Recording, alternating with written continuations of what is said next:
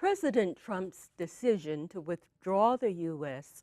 from the Paris Climate Agreement has raised local as well as international questions. But how are some local officials and groups responding to the need to find new approaches to handling our natural resources? We'll discuss this issue on Talking with Henrietta, coming up next.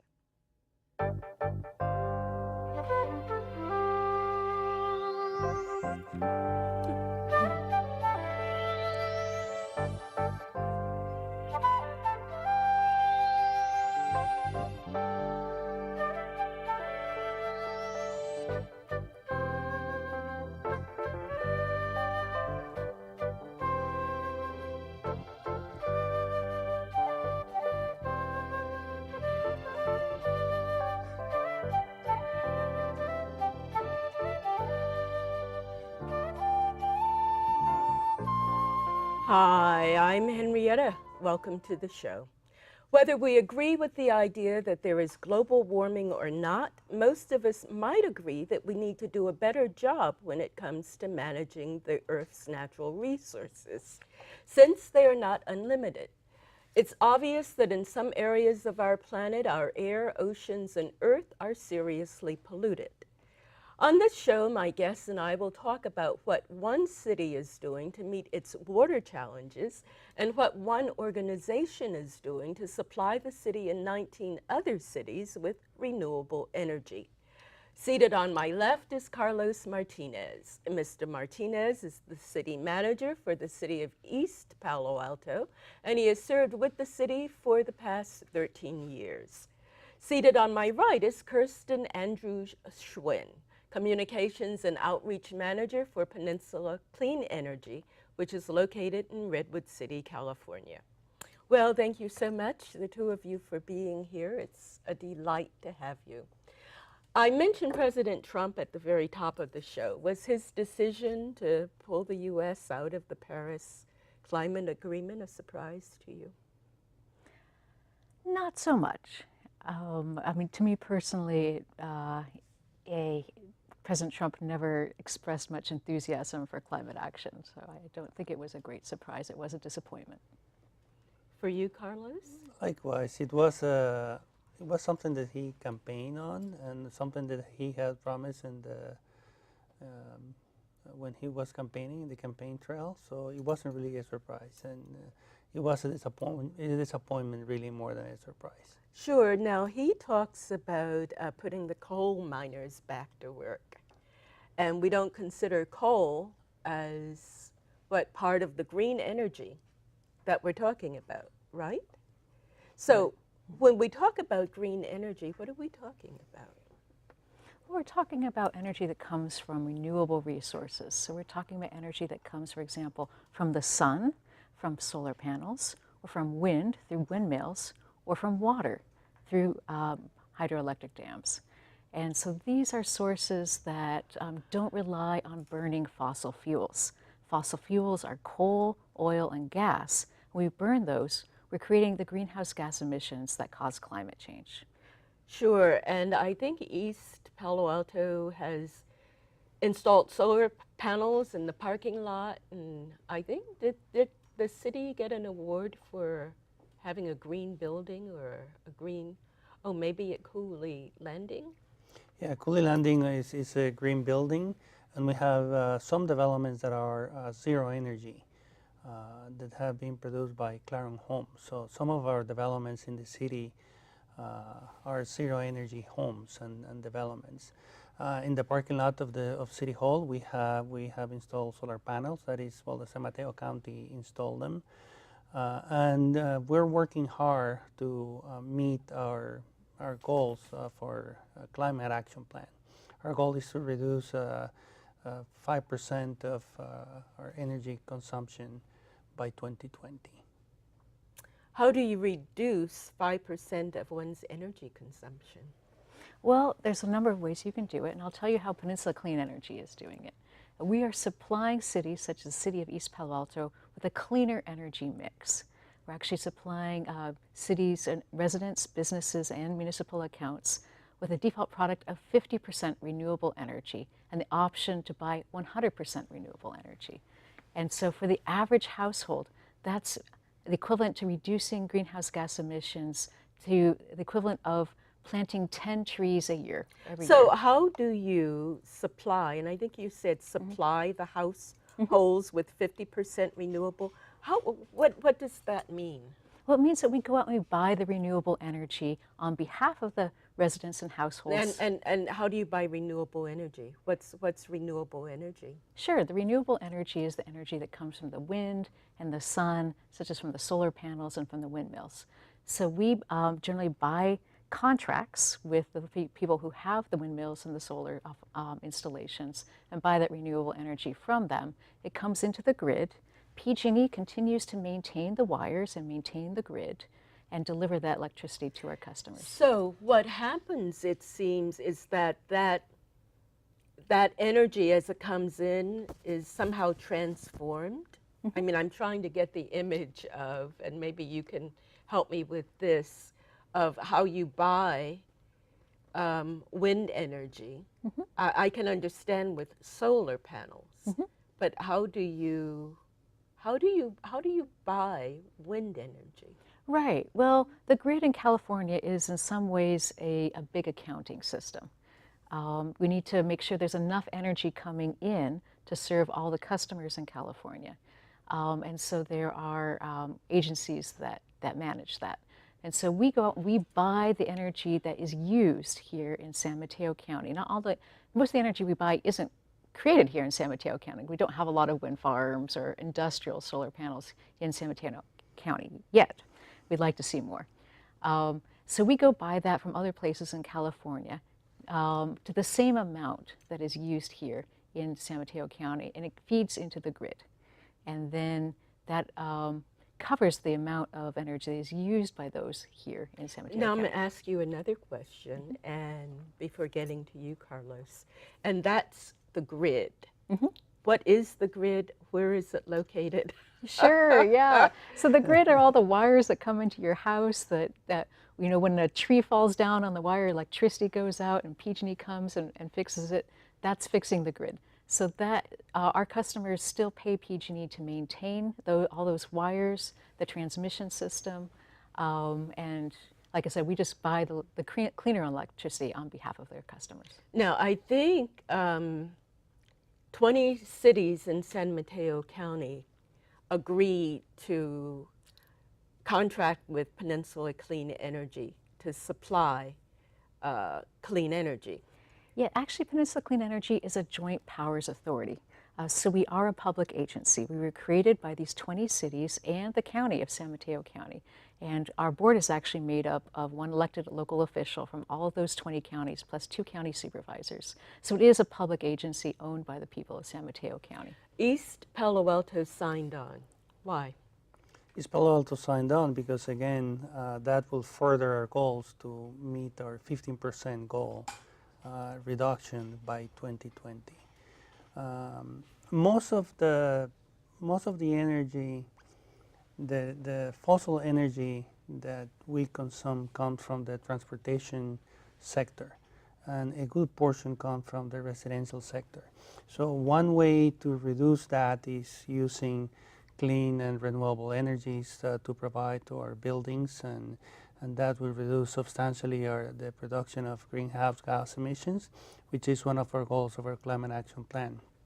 The other aspect of it is reducing vehicle miles traveled. So we're planning, as part of our general plan that was recently adopted, to have a mix of uses within the city to make sure that we have access to places where you can play, you can work, and you can use bicycles, and you can creating a pedestrian-friendly environment where you minimize the needs for vehicles. That would assist us greatly in minimize vehicle miles travel, and as a result also greenhouse gases. Sure. Now, how would that be measured?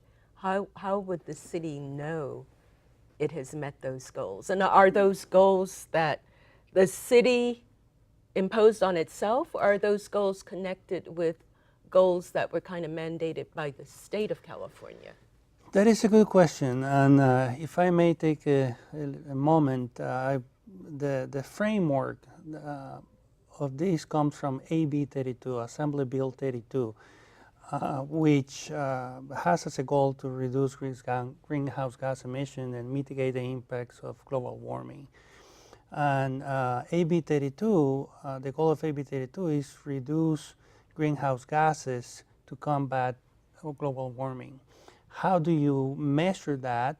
There is a legislation, SB 375, which is the implementation portion of AB 32, which basically ordains or mandates the city creates an inventory based on a baseline 2005, and the goal is to reduce by 2020 greenhouse gas emissions to the level of 1990. Ah. So, and that's why cities have developed climate action plans to develop that inventory to see how much greenhouse gas emissions the city is producing and generating. And based on that baseline, then you set up certain measures and goals. As I mentioned, 15% reduction by 2020.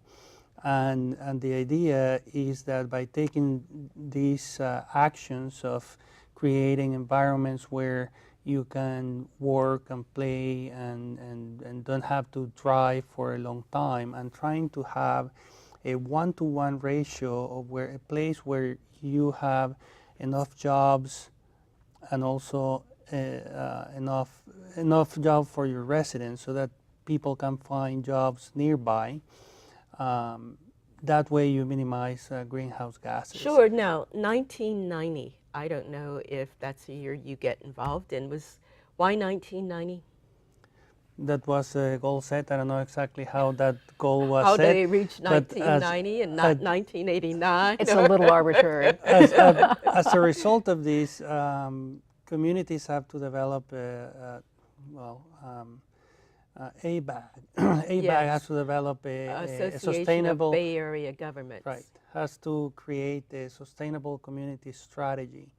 And each community has to set its goal to, in the aggregate, meet these goals. And these are state goals. These are, yes, to comply with AB 32, basically. Sure. So we're all together trying to meet these mandates that are goals established by the state of California and embedded in AB 32, implemented by SB 375, and MTC, the Metropolitan Transportation Commission, and ABAG, the Association of Bay Area Governments, are working together to make sure that our transportation system and our RHNA, or Regional Housing Need Allocation, is congruent in the sense that create jobs and housing in places where there is public transportation. Sure, I think that might give viewers a background in terms of what we're talking about with renewable energy, with green energy, with reducing greenhouse gases, and the interrelationship between the cities and the state and even county governments. Mm-hmm. So you mentioned Peninsula Clean Energy being the result of a joint powers agreement, authority? Yes. And how did all of that come into being? Right. Well, the county has the County of San Mateo has its own greenhouse gas emissions or climate change, climate action goals, as do the cities. Now, is it similar to the cities? I mean, It with probably the same is. type of... Similar, yes. Okay. And they reviewed a number of actions they could take to meet these goals. And they decided that starting what's called a community choice energy program, which is what Peninsula Clean Energy is, was one of the most powerful and effective ways to help meet these climate action goals in the electricity sector. And as Carlos mentioned, the transportation sector is a particular challenge on its own. But we really address at this point mostly the electricity sector. There is some overlap between them. And so basically the county board of supervisors voted on this, and all of the city councils voted on whether to form this joint powers authority. And we're proud to say this is the only policy we know of that got a unanimous vote of not only all 20 cities in the county, but every single city council person voted for this program, voted to start this program, and so that was how we were born. Was this, and it's interesting how there is debate, at least among some circles, about whether global warming exists. Do you think what we're talking about, these standards and goals that were set, do you think that was out of an acknowledgement of global warming? I think that 99% of scientists agree that climate change exists, so it's not really a debate anymore within scientific circles. But do you think that's what kind of spurred the Joint Powers Agreement? Yes. Okay. Yes. And scientific this all consensus, started, yes. what, in the 1990s or 2000 or? Here in San Mateo County, maybe Carlos, you have a little more history on that conversation in San Mateo County. I think all of this is part of the efforts that goes back to AB 32 and is a multiplicity of efforts that have come as a result of this recognition that global warming is happening, is evident, and there have been a number of measures in order to make sure that those goals are met. And PCE, of course, is the Peninsula Clean Energy is one of the initiatives that complement those goals, specifically to supply the commercial and residential. And even the building code has changed, and it has much more strict regulations to make sure that the buildings are more efficient. Sure. And the same with consumption of water. I mean, all the new fixtures that exist and all of those goes towards conserving energy. Global warming, we have to recognize that is, as the word says, it's a global issue, but we need to start providing local solutions. So the local action plan, our climate action plan, PCE, those are the local solutions that we have developed here in California and in East Palo Alto and in San Mateo County to address those global issues. So it's one thing for the cities and the county to come up with approaches to this particular situation addressing global warming. But why should a company like PG&E allow for competition? And this is competition in terms of supplying clean energy using its grid. Well, we actually think of it as more of a partnership because we still work with PG&E that continues to deliver the electricity.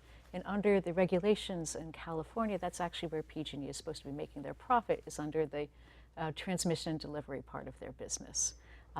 Selling electricity is supposed to be more of a pass-through. So it's not so much competition in terms of where PG&E makes profit for its shareholders. So what you're saying is the bulk of their profit is not in supplying the electricity to residential. It's in maintaining the wires.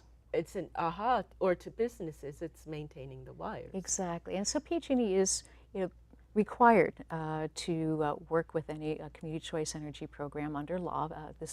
Our program was established by a California state law, and that requires the local utilities to work with us, and we have a good working relationship But with at PG&E. the same time, part of the advantage for consumers to work with Peninsula Clean Energy is that it will cut their rates. That's true. But yes. that's taking money, isn't it, from the electrical supplier, PG&E?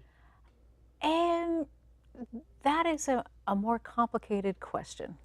So I'm not a PG&E spokesperson, so I'm not able to address that. Sure. We have a bill,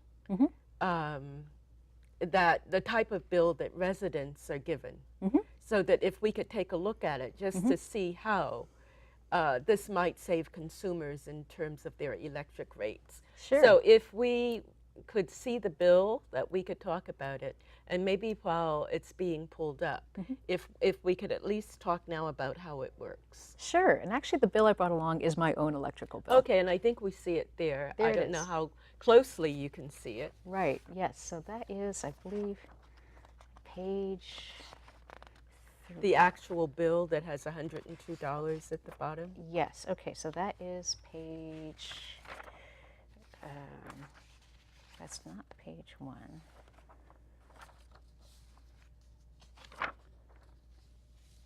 page is that? Oh, here it is. Okay, so you have page 6 you're showing there. And if you could kind of go through it to talk about. Right. Do you have page 1? Um, Because this is a detail of gas charges, and we actually don't work on gas. well, what about, would that be one? Thank you. That's okay. Okay. Good. Good. Okay. Excellent. Let's start there.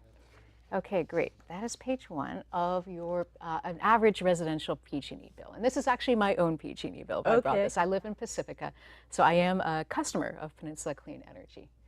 And so one of the things that our customers will notice, and I will make a point that Peninsula Clean Energy, since it is a program of the city and the counties, it was set up by state law as an automatic enrollment program.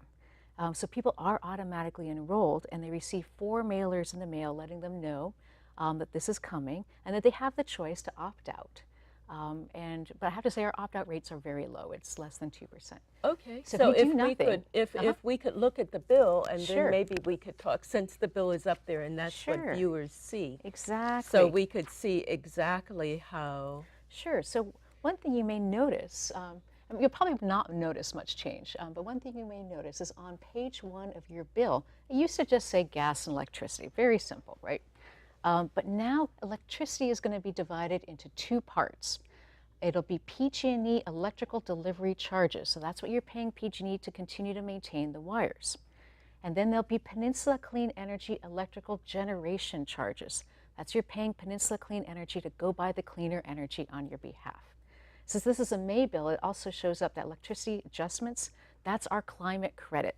So when you become a Peninsula Clean Energy customer, you still get that credit. So could you go line by line and point out, since we're looking exactly at it, Yes. what yes. the PG&E part of it is, what Peninsula Clean Energy part of it is, Sure. what any rebates are, if any? Sure, I'm happy to do that. So the top line is what my household owed the last month, and that's how much? so that's $203.25, and it looks like we paid $118 of that 72 cents. There's an unpaid balance of $18.53. I'll have to get on my husband about that. Oh. And he actually pays these bills. Or not. Apparently he pays most of our bills. And then for this month, it shows current PG&E electric delivery charges. So that is $60.81. And that is, again, what my household is paying to PG&E for maintaining the wires and delivering electricity to our house. After that is the electric adjustments. That's $18.53 this month. That is a climate credit. So you see that show up on your bill a couple times a year, and that's actually a refund from California's cap and trade program. That happens whether you're a Peninsula Clean Energy customer, PG&E, So doesn't matter. that's credit coming from the state? That's credit coming from the state. Okay. Yes, and that happens a couple times a year. And then the next line, Peninsula Clean Energy electric generation charges, $29.07.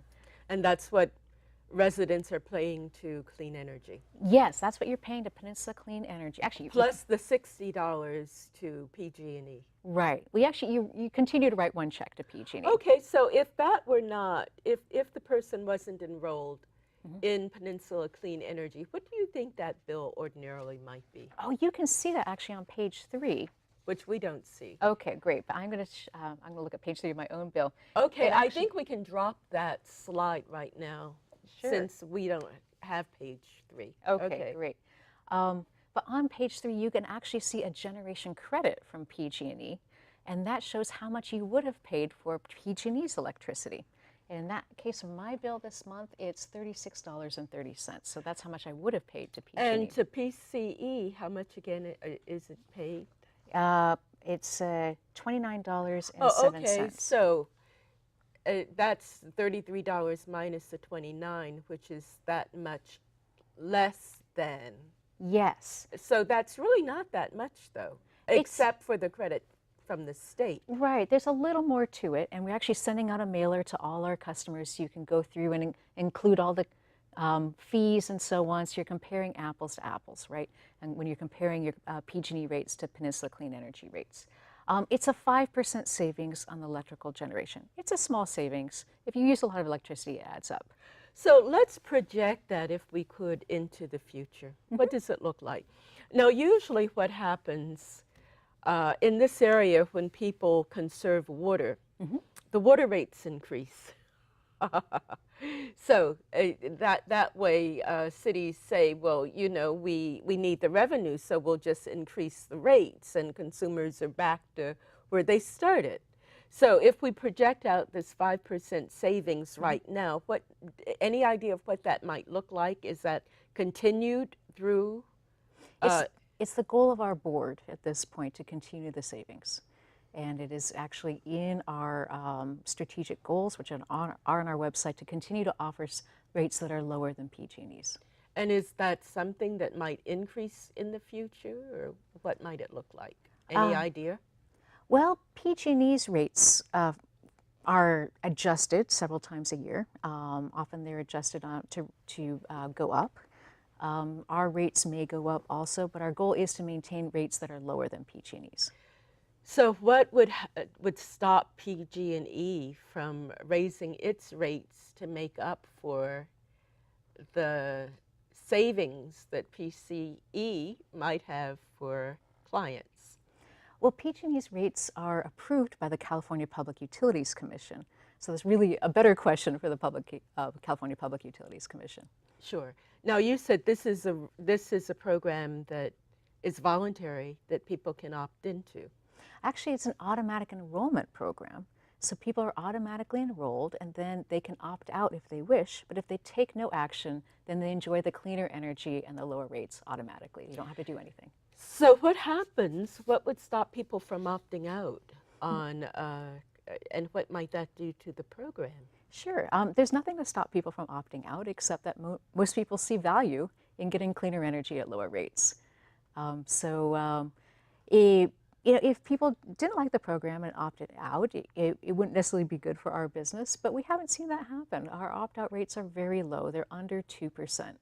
When people understand the program, they like the fact that they're getting cleaner energy at lower rates. So the 2%, what might be a reason they might opt out, or that they've given for opting out? Right. Well, I'm glad you asked that. Actually, when people do opt out, and you can do that on our website or on our or by calling our call center, we do ask people why they're opting out. Some people, and again, these are small numbers, but some people object to the fact that it's an automatic enrollment program. Some people don't like the fact that it's run by government. Some people list other, but those are sort of the top reasons. So yes, you were going to say. Before the program started, we were talking about, and I'm proud to say, Kirsten told me that East Palo Alto has the lowest dropout rate in San Mateo County. Oh, that's interesting. Yeah, absolutely. So we're doing very well. Yes, East Palo Alto has an under 1% opt-out rate. So I believe that the city has done a great job in explaining the program to its residents. I was going to say, or people just haven't been paying that much attention to the bill and don't know that they're automatically enrolled. Or I believe they are. They are very price sensitive. So I think they're taking advantage of the opportunity. Sure. And I'm just wondering, the city itself, is this a program that the city is enrolled in? Yes, we are part of the JPA. We're part of the Joint Powers Authority, and one of our council members, I believe our mayor, is the representative. And so the board is the group that sets the policies. That's correct, yes. And it's directly the board. There isn't, you had mentioned Joint Powers Authority, but the Joint Powers Authority includes. Okay. Yeah, so the board is a board of the Joint Powers Authority, so you got it. And that board is made up of one elected official from each of the 20 cities and 2 county supervisors. So we have representation from all over the county, and they run the program, they set the policies. Sure. Now, we talked about, it was just now mentioned that East Palo Alto residents, of all the residents in San Mateo County, have the lowest opt-out rate. And I think statistics show, too, that when it came to water, the residents of East Palo Alto conserved the most water. Yes, that is correct. Of all of the other areas in the county. And why is that? I think for a variety of reasons. One is that our community is very price sensitive. Another reason is that we have perhaps the highest density in the county, so we have many multifamily homes, multifamily units, and usually multifamily units have less gardens and less open space to irrigate and consume less water. We don't have golf courses. We have a deficiency of parks, so the area that we have to irrigate is less also. So for that variety of factors, and because of the fact that we have made a point that conservation is important, and publicize the fact also that we have a water shortage in the city because we're consuming all of the water allocation, and actually we have instituted a water moratorium. The community is conscious of the water consumption. As a result of it, it has one of the lowest consumption rates in San Mateo County and actually in the state. So explain it, why it is that the residents of East Palo Alto have the lowest water consumption, but also the lowest water allotment, and is facing a water shortage. Yeah, that seems contradictory, but that's the way that the system works. When the city incorporated it, it started with a water allocation of 1.963 MGD. MGD stands for million gallons a day. Cities have a certain water allocation. All of our water comes from the San Francisco SFPUC, Public Utilities Commission, basically from the HHE system. And that's the amount of water that we are allocated. And for the last 12 or 15 years, we have consumed about 90% of our water, and in some of those years, we have exceeded our water allocation.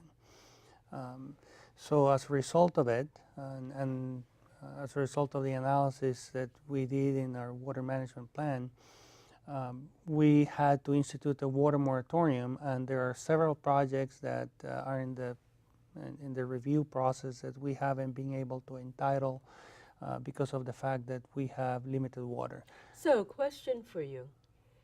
If East Palo Alto has the lowest water allocation and it exceeded its water allotment, I mean, it seems it's somewhat unfair that the city has the lowest water allocation of all the other cities in the county, and having that, it seems that it might be easy or for it to exceed the allocation. Was there a penalty in exceeding the allocation? There wasn't a penalty because the issue is not there is no water. There is really plenty of water in the water system.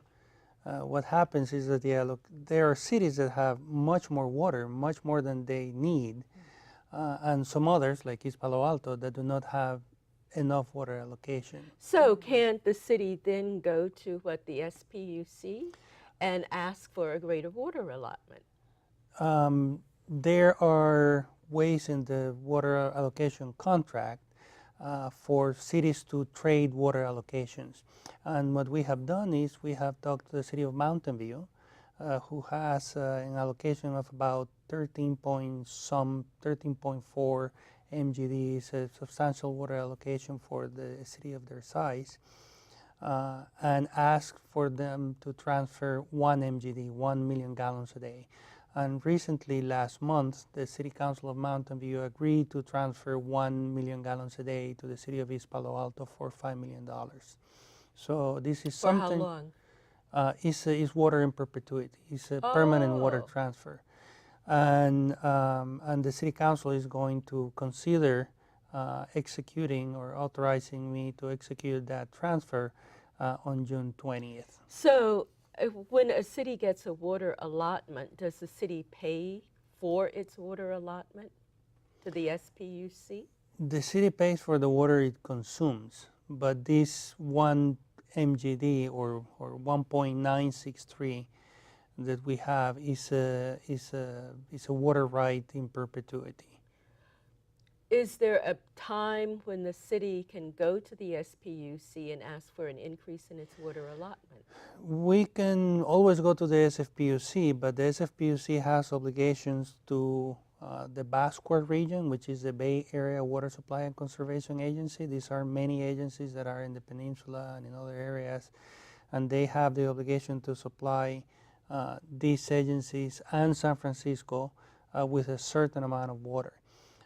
Recently, the SFPUC reviewed their long-range plan, and they're considering expanding their water resources. That means probably creating another dam or creating another reservoir or something like that. Of course, doing that would take many, many years, and the way that the SFPUC would do it would be to create that resource, either by creating a dam or a reservoir, and then allocating the cost of that reservoir and the generation of water towards the group of customers. So if the dam costs $100 and they have 10 customers, then each customer will pay 10 to get an increase in the water to get allotment. a proportionate increase in But water allotment. So that will take a long time. But until that time, given the fact that East Palo Alto is using much less water than its neighbors, and they have excesses, there's no way of redistributing the water allotments. There is way to redistribute the way that we are doing it. Only to buy water from another city that has an excess. That is correct, yes. And what is interesting is that the city of Mountain View, the system, the water system, the way that the distribution of water works is not very efficient. The city of Mountain View, for example, has a minimum water purchase requirement. They're required to purchase a minimum amount of water. And because of their good efforts, environmental efforts to conserve water, they're not meeting that minimum purchase requirement. As a result of it, they have to pay a penalty. Wow. So, and that is an incentive, one of the incentives for which they decided to sell 1 MGD so that they can use those funds that we're going to pay to pay their penalty. So if you look at how the system works, sometimes it penalizes cities like Mountain View who are doing the right thing, trying to conserve. But if the more that they conserve, the less that they consume, and then the larger the penalty that they incur. So you would think that there could just be a re-allotting of water where there is the need. And there are ways of doing it, and again, but it needs to be traded between municipalities. Okay, now I think the city had been looking at Palo Alto, and it also had been looking at Menlo Park for this type of exchange. The city of Palo Alto has expressed their intention to consider transferring half MGD to the city of East Palo Alto, 500,000 gallons a day. So the total need that we have for the foreseeable future for the next 30 years is 1.5 MGD. 1 million gallons a day will get us a long way towards what our total water needs. Half MGD, an additional half MGD would basically fulfill the needs contemplated in our general plan. And this is for how long? For the next 30 years. Oh, probably for full build out of our general plan. Okay, now the city is also looking into increasing its own water resources, like digging a well and bringing another well online. So would that affect its purchase of water from neighboring cities?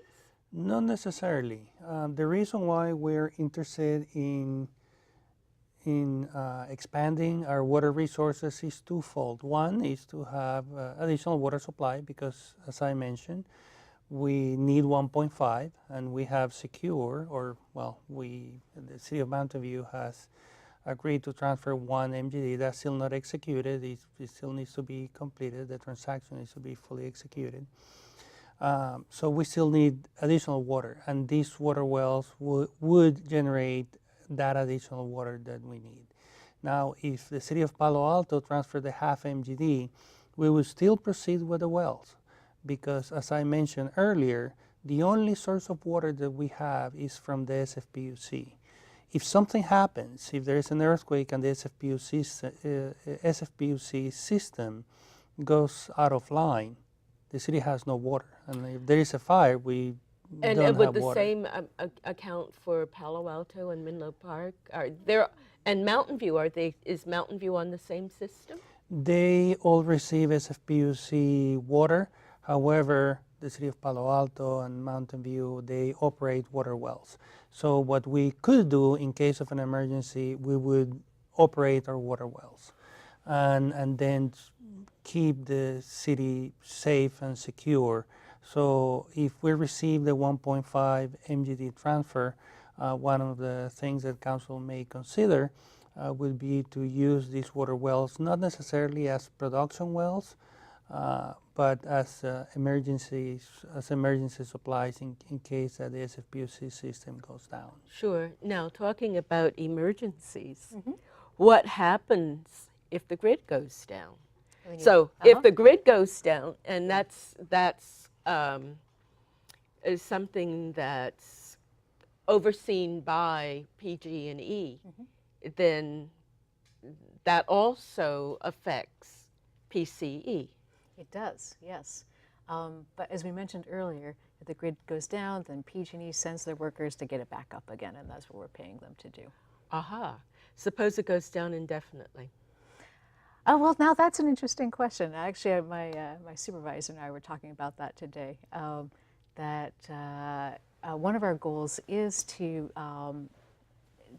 stimulate the building of local renewable energy in San Mateo County. We actually have a goal of creating 20 megawatts, that's quite a lot, of renewable energy here in San Mateo County by 2025. So for those of us who are visual, when you talk about 20 megawatts being a lot, what does 20 megawatts, how can we envision it? Oh, you know, I mean, yeah.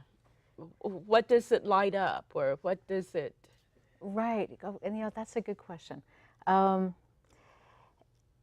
know that there is a solar installation in San Francisco that covers a water reservoir there, and it is maybe the size of 2 football fields, I'm going to guesstimate, and that's 5 megawatts there.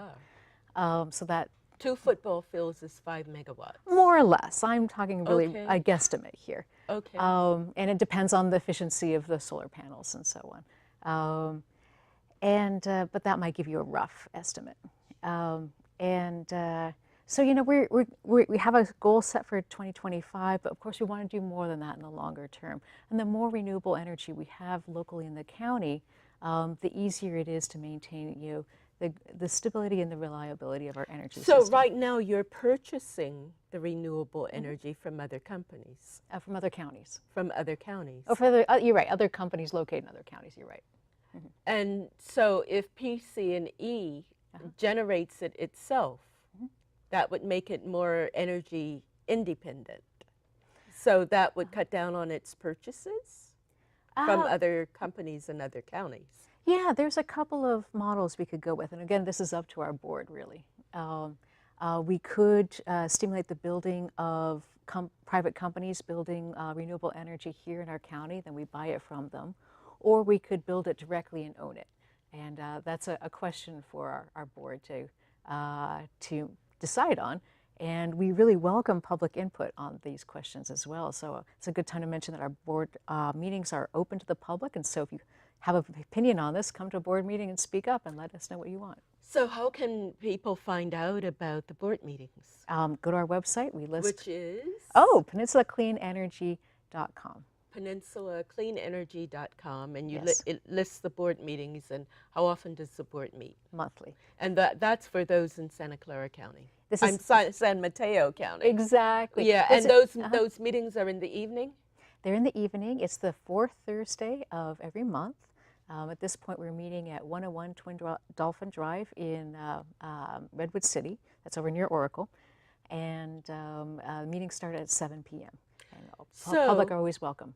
So this is something that is not, Peninsula Clean Energy is not unique to, it's in San Mateo County, That's but correct. it's not unique when it comes to the United States. There's similar organizations like PCE. Absolutely, yes. Here in California, the first Community Choice Energy Program, which is the kind of program we are, was actually started in Marin County about 8 years ago.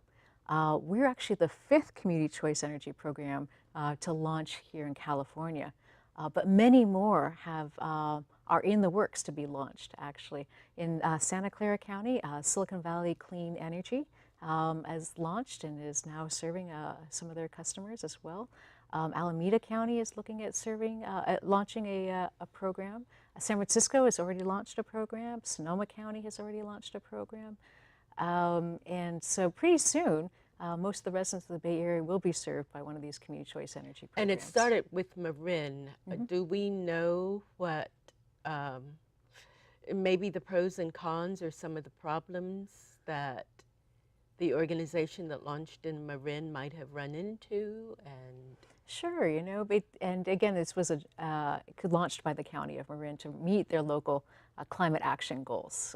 They're real leaders in that, and they paved the way, and they learned a lot that we've been able to take advantage of. Talk about it. Sure. Some of the lessons learned. Well, they really kind of paved the way in the regulatory space. The California Public Utilities Commission had never really dealt with an entity like this. They paved the way in building a productive relationship with PG&E, and those are all things that the programs that came later really benefit from. Sure. Now, in terms of regulatory agencies, the SFPUC is a regulatory agency? It is a regulatory agency, yes, and the SFPUC is specifically the one that supplies water to us. And BASCWA, the Bay Area Water Supply and Conservation Agency, is a conglomerate. It's an organization also that represents a group of agencies other than San Francisco that receives water from HHE. And the city of East Palo Alto has received great support from both BASCWA and the SFPUC, and they have been very sensitive, and the board actually voted unanimously to make a priority resolving the issue of water supply for East Palo Alto. So they have provided technical support and also political support for the cities of Mountain View and the city of East Palo Alto enter into this agreement, because it behooves them to find ways to make the existing water allocation system more efficient. But it hasn't increased the water allocation for East Palo Alto directly. Well, again, they have an obligation to supply water to many agencies, and all of the rights are already allocated.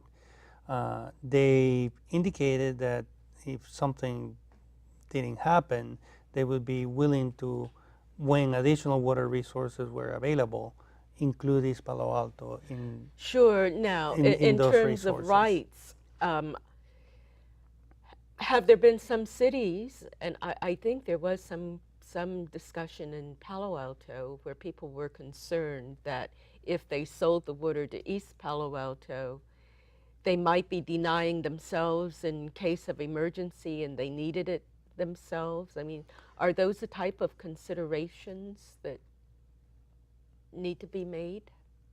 Well, as I mentioned before, the issue is not that there is no water. There is plenty of water. And especially with the rains. The city of Mountain View has about 13.5 MGDs. I believe the city of Palo Alto has about 17 MGDs. Which is more than its allotment. I mean, not more than its allotment, but more than it uses on a regular basis. Right. And in addition to that, they have water wells or certain things. And the tendency of most cities, if you look at water consumption, it actually has gone down, even though the population has increased.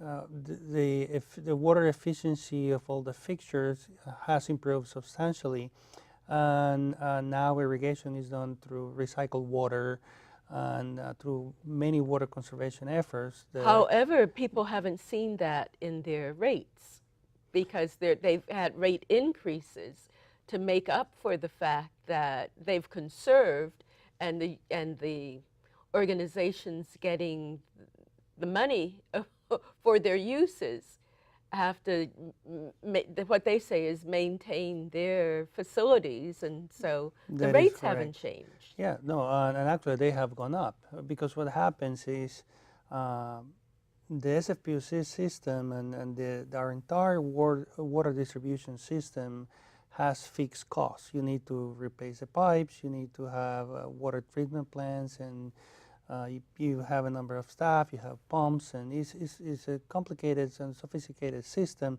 that needs maintenance, and that has a fixed cost. That does not inspire people then to conserve, except the more they use, still the more they have to pay for it. The more that you use, then the unit cost goes down because it's allocated among more units of water. And if you consume less water, then water rates go up. So then that would be an incentive for people to keep using. That is a disincentive for water savings. So how can we balance this? I mean, how can you say to people, okay, you need to conserve and you can save as you conserve if there are fixed costs in the system? Unless somehow we change the system, huh? That is one of the things that most utilities deal with, because on one side they want to do the right thing, conservation, but on the other side, the more that you conserve, the more your rate is going to go up. So that's something that the SFPUC and not only SFPUC but most utilities have to deal with. And as I mentioned before, the deal that we have right now with Mountain View will be the first one ever done within the SFPUC system. This has never happened before. Once it's executed and is completed, will be the first one ever done, and this may mark or create a framework, a new framework, or would set an example of how things could be improved. So how, having to get beyond the words, when you talk about a water transfer, what are we talking about? Would there be big trucks bringing water into the city of East Palo Alto? Are the pipes connected? In 16-ounce bottles. Drink up. No, in reality, it's mainly a paper transfer because the system already exists. So you would get it still the way you get it. You would just get it more. We will still get it from the same pipe that comes through the city of East Palo Alto. It's just that when we consume the water, if we exceed the 1.963, it wouldn't be a problem because our water allocation would jump to 2.963. So and for the city of Mountain View, it's the same. So and it's not that we will get more water. We will get the same amount of water, but we will be able to have additional affordable housing development or commercial development and consume more water without a penalty. So when you go over the water allotment, the water isn't turned off. No, it's not. You could still be using the water. Absolutely, because but you just have to pay more for it. And we pay the same. What happens is there has been no penalties because there is no water shortage. There has been plenty of water, as I said, within the entire system. But if at some point there is a water shortage, then probably we would have to pay penalties. But that hasn't really happened. And if for some reason the budget of, I know you're doing budgeting right now for setting the budget priorities in East Palo Alto, but if for some reason or other there was a budget deficit and you couldn't pay for the water, what would happen? Well, the water is paid as is consumed by the ratepayers. Ah. So it's not that we're going to be Ah, paying more. The fact that we have more water doesn't mean that we need to pay for it. It's not like we are not in a case like Mountain View that has a minimum purchase requirement.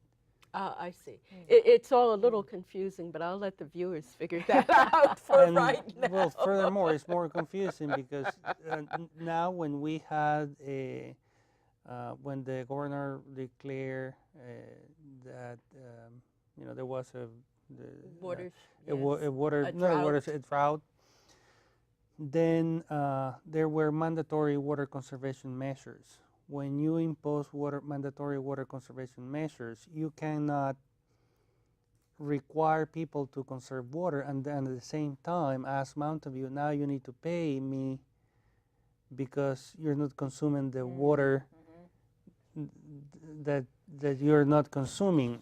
So when there was this drought emergency situation, Mountain View wasn't required to pay their So minimum it purchase seems to requirement. me that California is above the curve because I think in Flint, Michigan, where there was the water problems and the water's cut off, people still have to pay for it, and some are losing homes because they're refusing to pay for water that they're not receiving.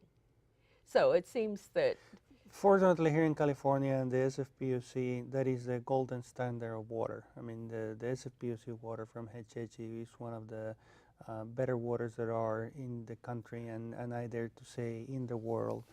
And with the improvements that the SFPUC has done more recently, their reliability has increased substantially. So I guess one of the benefits of living in California, and in the 1 minute that we have left, what can we look forward to when it comes to Peninsula Clean Energy? Oh, cleaner energy and just the feeling that you're doing the right thing for your kids and for future generations by enjoying your cleaner energy. You don't have to do anything, you save a little money. Ah, okay, that sounds great to me. So is it that we have the best of both worlds? We have clean energy, we have the best water in the country. Absolutely, absolutely. It's great to be in the Bay Area. And we're managing our natural resources much better, and we can look to the future where we can be managing them much more. Absolutely, that's what we are little by little, step by step doing. And I'm so proud of our local governments that have been taking these actions and really paving the way and showing what a great example we have here. One thing, we've talked about how people can get involved in Peninsula Clean Energy. Is there a way they can get involved with BASCWA or the San Francisco Public Utilities Commission? They have their hearings and the public's also involved? Absolutely. BASCWA has their meetings. I don't know exactly when their meetings Okay. are, but there is a board and the same days of PUC. They have their regular meetings. in We'll San have to leave Francisco. it up to the viewers to find those out. I'd like to thank the two of you for being here and adding to our knowledge. And I'd certainly like to thank our viewers for watching. Until next time. Thank you, Henrietta. Thank you. Thank you for inviting me. My pleasure.